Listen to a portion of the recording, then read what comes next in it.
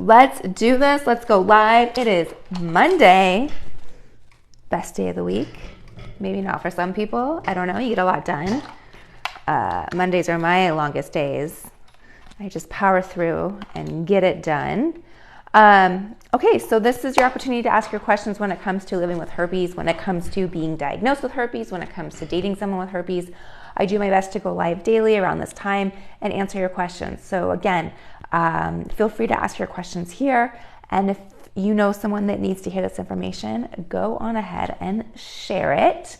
I would love to share it, or I'd love for them to hear this information. Hi, I was diagnosed with HSV1 in 2003 and HSV2 in 2011. So I've been living with herpes for a very long time. I have both oral and genital. I have to say the oral herpes was not a big deal. Definitely nothing compared to being diagnosed with genital herpes. That was absolutely paralyzing and stigmatizing and terrifying. Very alone, and that's why I created this community, so that I can get the information out, help support people, and get this education out there.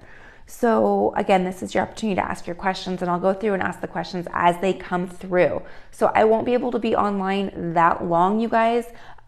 Today, my son has a doctor's appointment, so I'm going to get off in a few minutes, but I wanted to keep my commitment and go live with you and support you. Am I in Florida? I'm in Las Vegas. So no, I'm not in Florida. Ooh, I have like a little curl in my hair. No, I'm in Las Vegas. How did I get it? HSV1, I was kissed by someone who had a cold sore. And someone had a cold sore and kissed me.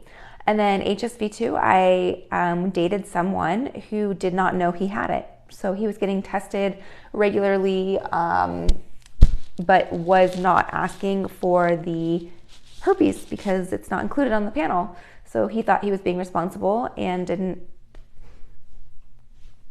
have it on there. So that's how I got it. I dated someone that had it. There's a lot of stigma around thinking you get it because you're promiscuous, or you have multiple partners, or you sleep with slimy people, or your partner's promiscuous. Well, at some point it is a numbers game, right? Obviously, if you have sex with 100 people, you're at more risk of being in contact with other viruses and bacterial infections than if you have sex with one person, obviously.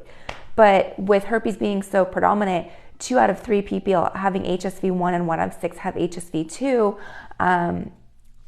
That's about 80% of the population is living with some form or type of herpes. Hi, how are you? I actually have a little like frog in my throat. Other than that, I'm awesome. You're beautiful. Thank you. I appreciate that. Thank you. So do you have it forever? Yes, I have it forever. I will have herpes for the rest of my life. It's the one thing I'm guaranteed to die with.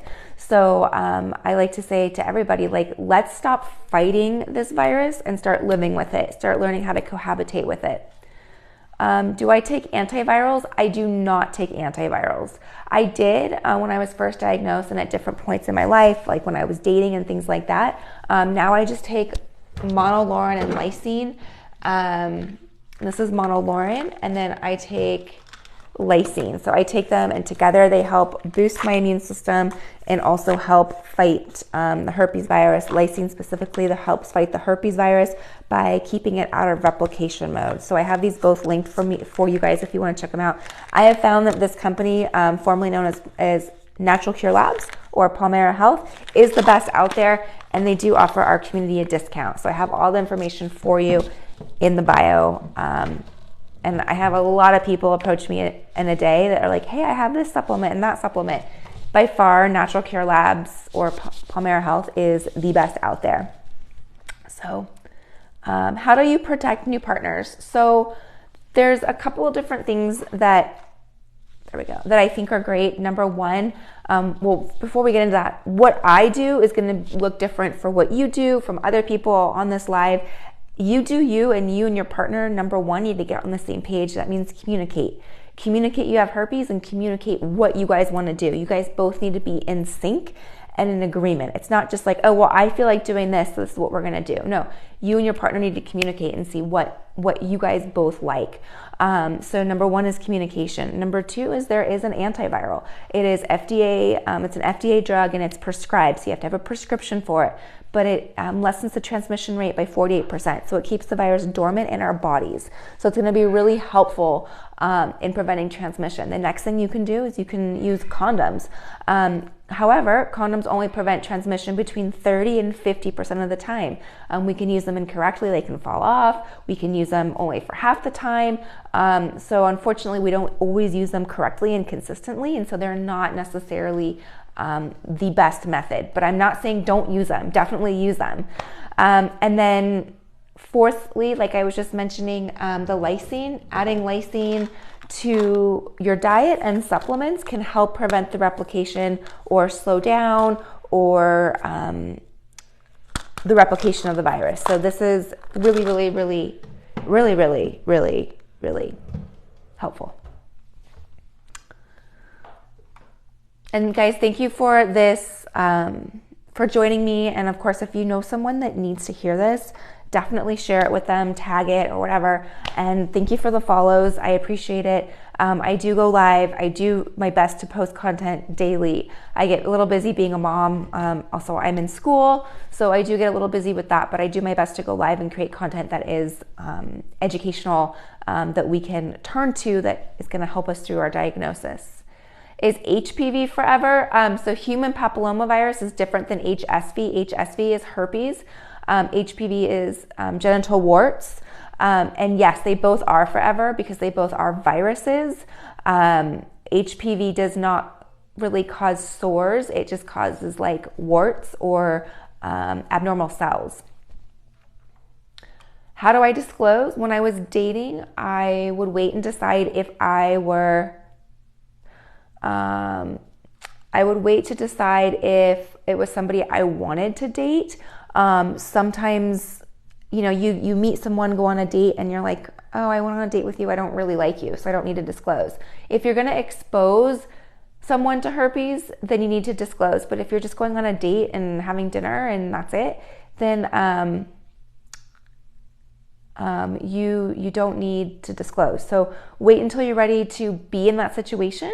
And I just started off very matter of fact. Let's talk about our sexual health. Let's talk about what we're going to do, how we're going to prevent and be safe. What are we going to use for birth control? All sorts of things like that. And have those conversations, and then start off by sexual health saying, let's get tested. It's really important to me. Or you could start off and say, I just got tested. I'm negative for these things. I'm positive for herpes. Are you familiar with what that is? So there is a few options. It depends if it's a casual thing or if it's a longer term. Do I have HSV 1 or 2? I have both. Yay! I have both. You looked up raw honey and black seed on here before. I have not looked up that before, but that's a great recommendation. So thank you. I'll add that and I'll look it up and see what I found. I'm the second person I've tried to tell about herbal remedies and ignored me. I didn't ignore you. There's just lots of questions. I just answered your question. I haven't checked it out. I'm not that familiar with black seed. So yeah. How do you handle the possible discomfort when having the conversation? You just have to remember that you are doing you. Like you are representing yourself. You didn't do anything wrong. You're not a bad person. You're not less deserving of love. And you're just trying to protect yourself from getting something else. And think of it as like you would be doing a disservice if you didn't give this person this opportunity to have this conversation. Now, that's all like on paper, and I understand there's emotions that come into play. Like you like the person. You don't want to hurt the person. So yeah, I would say that if you understand your boundaries and your worth prior to having disclosures, like what are you going to do and not do? Like, is it, do you want your partners to get tested or not tested?